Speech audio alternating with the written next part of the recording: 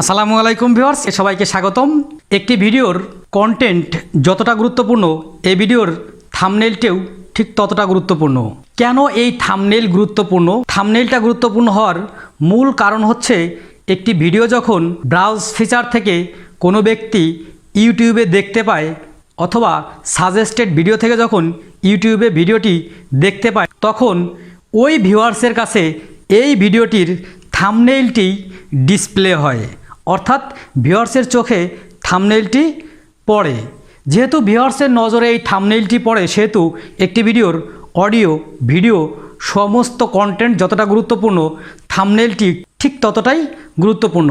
তাহলে গুরুত্বপূর্ণ হওয়ার কারণে এই থাম্বনেইলটি বানাতে অবশ্যই আপনাকে গুরুত্ব দিতে হবে এবং সময় দিতে হবে।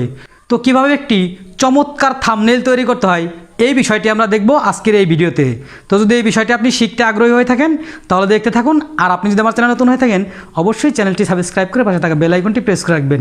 আর যদি অলরেডি সাবস্ক্রাইব করে থাকেন থ্যাংক ইউ সো মাচ।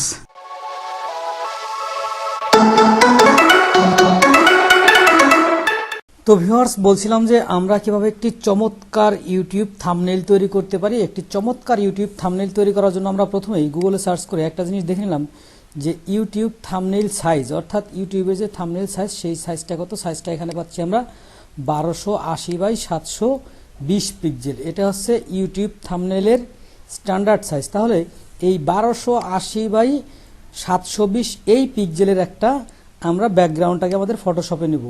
যাই হোক, ফটোশপে আমরা যেহেতু করব তাহলে ফটোশপে আমরা Ctrl+N দিয়ে একটা ব্যাকগ্রাউন্ড নিয়ে নেই। 1280x720, আচ্ছা 1280 হচ্ছে উইথ হবে বা চওড়া হবে, আর 720 হচ্ছে হাইট হবে। মনে রাখবেন এই যে লেন্থটা এটা কিন্তু পিক্সেলে, এটা কিন্তু আবার ইঞ্চিতে দিলে হয়ে যাবে না।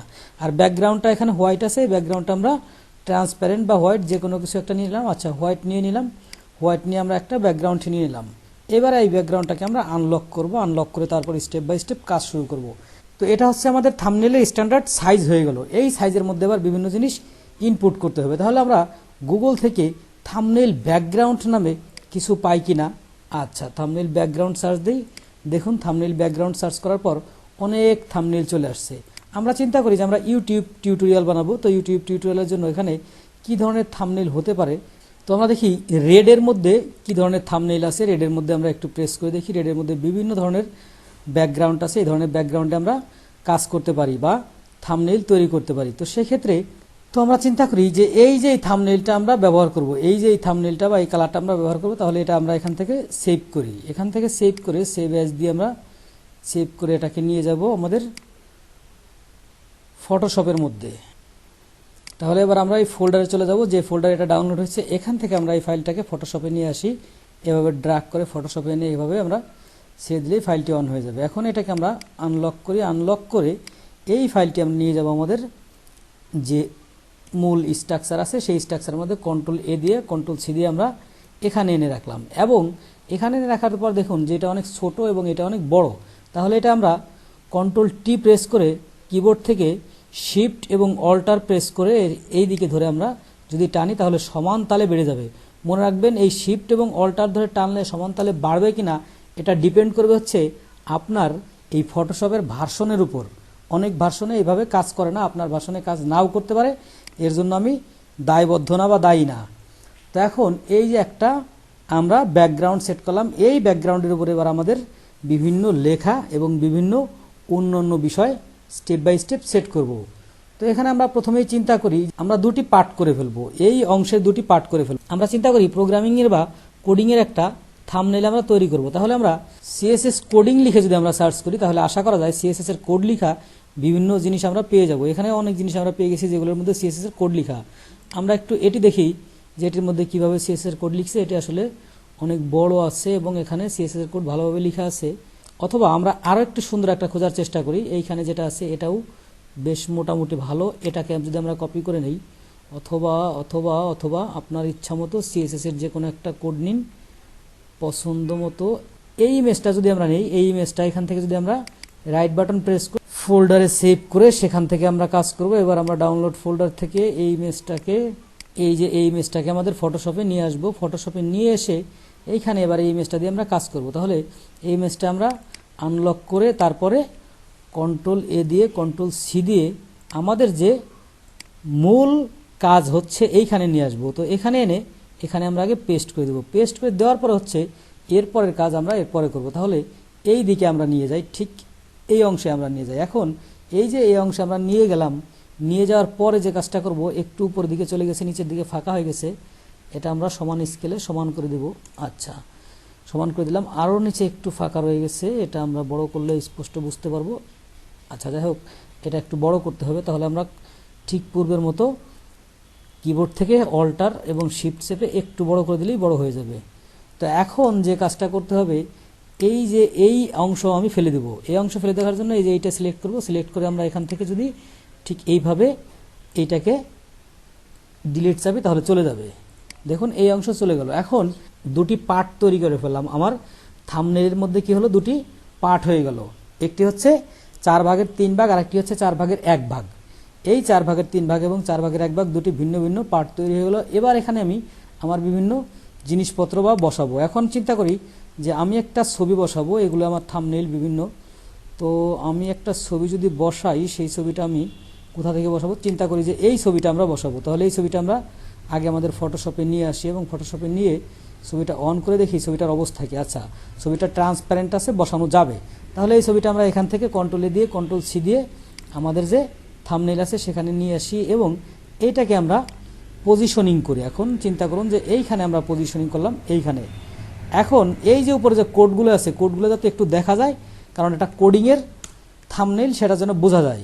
এরপরে এখান থেকে আমরা এটাকে যদি মাউস থেকে প্রেস করি, প্রেস করার পরে এই অপশনটা আসবে। এই অপশনের মধ্যে থেকে আমরা স্ট্রোক যোগ করব। কি যোগ করব? স্ট্রোক। তো স্ট্রোক যোগ করার জন্য আমরা এখান থেকে ওকে বাটনে প্রেস করব এবং এই স্ট্রোকের উপর আবার ডাবল ক্লিক করে আমরা এইখান থেকে স্ট্রোকের সাইজ বাড়িয়ে দেবো। স্ট্রোকের সাইজ 3 ছিল, 4 করে দিলাম এবং স্ট্রোকের কালার হচ্ছে ব্ল্যাক, সেই ব্ল্যাককে আমরা হোয়াইট করে দেবো। এটা হচ্ছে আমার ব্যক্তিগত পছন্দ। আপনি এখানে ব্ল্যাকও রাখতে পারেন, রেডও দিতে পারেন। এখান থেকে আপনি যে কোনো কালার চেঞ্জ করে দিতে পারবেন। আপনি যে কালার দেবেন সেই কালারই চলে আসবে। আমি হোয়াইট দিতে ভালোবাসি বা হোয়াইট আমার কাছে ভালো লাগে, এই জন্য আমি হোয়াইট দিলাম। তো এখন প্রশ্ন হচ্ছে, এই অপশনটা চলে আসলো থাম্বনেইল তৈরির। এবার হচ্ছে এইখানে আপনাকে লিখতে হবে, আপনি কি লিখবেন। আচ্ছা, তো লেখার জন্য আমি চিন্তা করি যে এইখানে একটা এরিয়া নিব, সুন্দর এরিয়া নিব, সেই এরিয়ার মধ্যে আমি কিছু জিনিস লিখব। তাহলে আমি চিন্তা করি যে এইখান থেকে লেফট ব্র্যাকেট সিম্বল, এই লেফট ব্র্যাকেট সিম্বল দিয়ে আমরা সার্চ করলাম। সার্চ করার পরে দেখতে পাচ্ছি এই যে এইখানে আসছে, এইখানে আসছে, যে কোনো একটা আমরা এখান থেকে কপি করে নিতে পারি, অথবা দুটি সহকারে একবারে কপি করে নিতে পারি। এটি নিয়ে আমাদের কাজ করতে সহজ হবে। এটি আমরা এখান থেকে সেভ করে নিয়ে গেলাম। লেফট ব্র্যাকেটটি সেভ করে নিয়ে যে এই অংশ দিয়ে আবার আমরা কাজ করব। তো এই লেফট ব্র্যাকেটটি আমরা এখান থেকে নিয়ে আমাদের ফটোশপে নিয়ে যাব। এখান থেকে আমরা ড্র্যাগ করে ফটোশপের এই যে এখানে নিয়ে ছেড়ে দিলে লেফট ব্র্যাকেটটি অন হয়ে যাবে। এবার আমরা শুধু এই বাম পাশের অংশ আগে কেটে নেই, অথবা সম্পূর্ণ অংশটাই আমাদের এই এরিয়ার মধ্যে নিয়ে নেই। এখানে নিয়ে নেওয়ার পরে এবার আমরা এটা কি করব, কালার চেঞ্জ করব। আচ্ছা, এই যে লেয়ার আছে, এই লেয়ারের উপর যদি আমরা এখানে আবার ডাবল ক্লিক করি, ডাবল ক্লিক করলে এই ব্লেন্ডিং অপশনের মধ্যে কালার ওভারলি নামে একটা অপশন আছে। দেখুন এখানে কালার ওভারলি আছে। এখান থেকে আমি হোয়াইট করে দেবো। কি কালার করে দেবো? টোটালি হোয়াইট, সাদা কালার করে দেবো। সাদা কালার করে দেওয়ার জন্য জাস্ট আমার এই যে এখান থেকে এই কর্নারে যদি ধরি সাদা হয়ে যাবে। এবার ওকে প্রেস করবো এবং এদিক থেকে ওকে প্রেস করবো। দেখুন এটা সাদা হয়ে গেছে, অর্থাৎ আমি সাদা স্ট্রাকচারে লিখবো। এখন এটাকে যদি আমি বড় করি, কতটুকু বড় করব? আমার যতটুকু প্রয়োজন, যার মধ্যে আমি লিখবো সেই এরিয়াটা আমি বড় করব। এখন এই আকারে আমি বড় করলাম এবং এর মধ্যে হচ্ছে আমি বিভিন্ন জিনিস লিখবো। এবার এখান থেকে আমি এটাকে 2 ভাগ করে ফেলবো। এটাকে যদি আমি সিলেক্ট করে কন্ট্রোল এক্স দেই তাহলে কাট হয়ে যাবে। এবার আমি কন্ট্রোল ভি দিলে আবার পেস্ট হয়ে যাবে। পেস্ট হওয়ার সময় দেখুন আবার ঠিক পূর্বের কালার ফেরত আসছে, অর্থাৎ আগে আমার যে কালার ছিল ঠিক সেই কালারটা ফেরত আসছে। এখন আমার আবার এখানে সাদা করার জন্য কি করা যেতে পারে? অত্যন্ত সহজে আমি এই যে লেয়ারটা নিয়েছি, এই লেয়ারের যে স্টাইল, এই স্টাইলটা আমরা এখান থেকে রাইট বাটন ক্লিক করে কপি লেয়ার স্টাইল যদি দেই, এই যে কপি লেয়ার স্টাইল নিয়ে এই যে এইখানে নিয়ে যদি আমরা রাইট বাটন করে পেস্ট লেয়ার স্টাইল দিই, তাহলে অটোমেটিক এই স্টাইলটা পেস্ট হয়ে যাবে। এবার আমরা এখান থেকে এটাকে সরিয়ে নিয়ে দূরে রাখি এবং আমরা একই স্কেলে রাখার চেষ্টা করি। পরবর্তীতে আমরা একই স্কেলে আবার রাখবো, সমস্যা নাই। তো এখন হচ্ছে এখানে আমি টেক্সট এরিয়া নিব এবং বিভিন্ন জিনিস লিখব। তো টেক্সট এরিয়া নিব এবং বিভিন্ন জিনিস লেখার জন্য আমরা এখান থেকে টি বাটন যদি প্রেস করি তাহলে টেক্সট নেওয়া যাবে। এখন চিন্তা করি আমি বাংলায় লিখবো। বাংলা লেখার জন্য এখান থেকে ফন্ট সিলেক্ট করা আছে, ছোটো নিয়ম যে আমার সিলেক্ট করা লাগবে এবং বোল্ড আছে এবং কত পিটি আছে। তো এই ক্ষেত্রে তো ফটোশপের মধ্যে অব্র দিয়ে বাংলা লেখার জন্য আপনাকে এই যে এইখান থেকে আউটপুট অ্যাজ আনসি এটাই প্রেস করতে হবে। প্রেস করার পরে বলতেছে যে অবশ্যই আপনি আনসি ইউজ করবেন কিনা, হ্যাঁ ইউজ আনসি এনিওয়ে, এটা আমরা এখান থেকে প্রেস করলাম। প্রেস করার পরে এই যে এখান থেকে আমরা বাংলা করে দেবো। বাংলা করে দেওয়ার পরে এখানে এবার আমরা যে কোনো এরিয়ায় সিলেক্ট করব বা প্রেস করব। প্রেস করার পরে আমাদের আবার এখানে ইংলিশ দেখা যাচ্ছে, এখানে আমরা আবার বাংলায় প্রেস করব। এবার আমরা এখানে লেখা শুরু করব। তো এবার আমরা লিখি বাংলায়, আচ্ছা বাংলায় লিখছি, অনেক ছোট হয়ে গেছে এজন্য বোঝা যাচ্ছে না, সমস্যা নাই, এটাকে আমরা এখান থেকে বড় করে দেই, ফন্টের সাইজ অনেক বড় করি। আচ্ছা এখানে আমি মাঝখানে বাংলায় কথাটা দিয়ে দিলাম, এখানে বাংলায় কথাটা দিয়ে আমি এটাকে আরো বড় করি, সমস্যা নাই।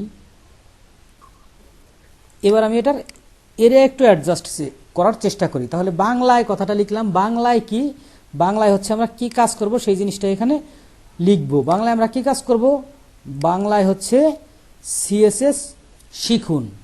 এখন এইখানে আমরা সিএসএস শিখুন, তাহলে আমরা আগে জাস্ট শিখুন কথাটা লিখে নেই, পরবর্তীতে আবার ফন্ট চেঞ্জ করে বাংলা লিখব। আচ্ছা এখানে আমরা সিএসএস শিখুনের সিএসএসটা লিখলাম না কেন, পরবর্তীতে আমরা ফন্ট চেঞ্জ করে আবার দেব এবং এইখানে আমরা নিচে আরও একটা কিছু লিখব। তো আরও একটা কিছু লেখার জন্য এই টেক্সট এরিয়াকে সরাসরি কপি করে নিয়ে আসতে পারি। কপি করার জন্য কিবোর্ড থেকে অল্টার প্রেস করে এটা চেপে ধরে যদি এখানে টেনে এনে ছেড়ে দিই তাহলে অটোমেটিক কপি হয়ে যাবে। এবার আমরা এখানে লিখি যে বেসিক, আচ্ছা শুধুমাত্র বেসিক থেকে বা বেসিক আমরা লিখলাম, এরপরে হচ্ছে এইখানে সিএসএস কথাটা আমাদের লিখতে হবে যেটা আমাদের কমিটমেন্ট ছিল। আচ্ছা এখান থেকে তার আগে আমরা এটাকে ইউনিকেডে কনভার্ট করি এবং এখান থেকে ইংলিশ নিয়ে আসি। এরপরে যদি আমরা একটা টেক্সট এরিয়া নিই তাহলে আশা করা যায় ওই টেক্সট এরিয়ার মধ্যে ইংরেজি লেখা সম্ভব হবে। এখানে আমরা এবার ইংরেজি লিখতে পারবো।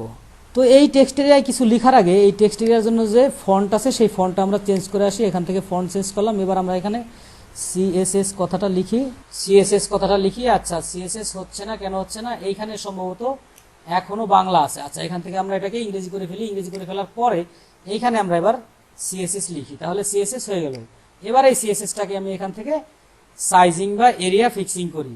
তাহলে এখান থেকে আমি যদি এইখানে সাইজ ঠিক করি বা এরিয়া ফিক্স করি, এবার এখান থেকে আমি এই জিনিসটাকে একটু বামে সরিয়ে দিই, একটু বামে সরিয়ে দিই, তাহলে বাংলায় সিএসএস শিখুন বেসিক থেকে বা বেসিক থেকে।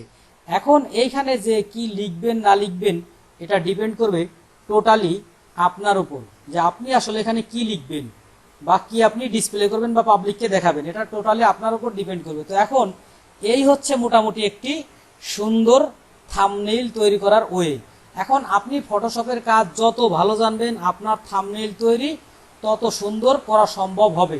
আমি ফটোশপের কাজ তত ভালো জানি না, এই জন্য মোটামুটি যতটুকু জানি আমি নিজের কাজের জন্য যেভাবে ব্যবহার করি সেভাবে আপনাদেরকে দেখালাম। এখন হচ্ছে এটাকে দুই প্রকারে সেভ করতে পারবেন। একটা হচ্ছে সেভ এজে গিয়ে আপনি এটাকে পিএইচডি হিসেবে সেভ করে রাখতে পারবেন, থাম্বনেইল পিএইচডি বা এরকম কিছু একটা নাম দিয়ে আপনি থাম পিএইচডি নাম দিয়ে এটাকে সেভ করে রাখতে পারবেন। আমি এখানে থাম পিএইচডি দিয়ে সেভ করলাম এবং এখানে ওকে বাটনে প্রেস করলাম, তাহলে এই ফাইলটা পরবর্তীতে এডিট করা যাবে। এবার এটাকে যদি আপনি এখান থেকে সেভ এজে গিয়ে এখান থেকে আপনি পিএনজি বা জেপিজি যে কোনো ফরম্যাটে সেভ করেন তাহলে পরবর্তীতে আপনার ইউটিউব চ্যানেলের ইউটিউব ভিডিওতে দিতে পারবেন বা ব্যবহার করতে পারবেন। এখান থেকে আপনি এটাকে সেভ করে রাখতে পারবেন বা সেভ করতে পারবেন।